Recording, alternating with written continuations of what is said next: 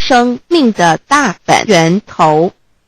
三界十方万灵真在至尊至圣无量清虚言其本体尊崇其位敬奉其德载主其尊用在万灵遍不恒用在不无言为范其及形容其大说明其相明明上帝母字与母同音同义，字形与父母字相近。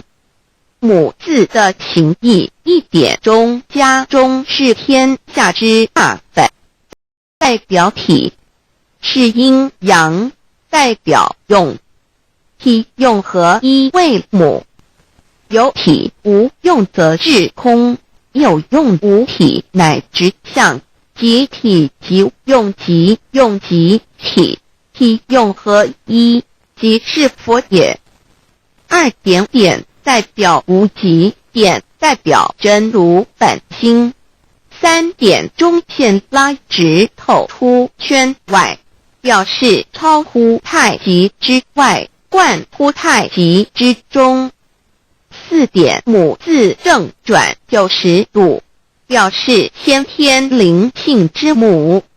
先天母乃外灵主宰，灵性之母亲无形永久之如来自性。太极字的形义中是天下之大本，代表体。两点是阴阳，代表用。从代表无极，动生阴阳从直心代表真如本心。